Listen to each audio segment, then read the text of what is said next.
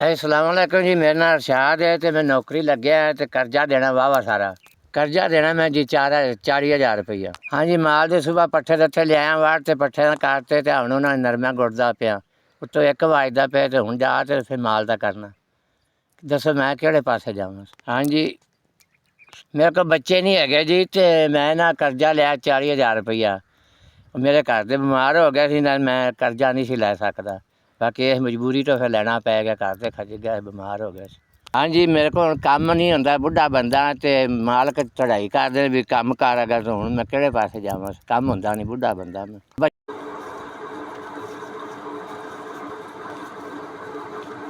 5,000 सानूं मिल गया।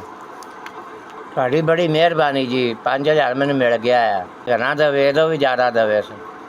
ਮਿਹਰਬਾਨੀ ਤੁਹਾਡੀ ਜੀ। ਅਸੀਂ ਬੜੀਆਂ ਦੁਆਵਾਂ ਕਰਨੇ ਜੀ, ਸਾਨੂੰ ਤੁਸੀਂ ਰਾਜੀ ਕੀਤਾ ਜੀ। 5,000 ਰੁਪਇਆ ਤੁਹਾਡਾ ਆ ਗਿਆ। ਮਿਹਰਬਾਨੀ ਮੀਆਂ ਤੁਹਾਡੀ।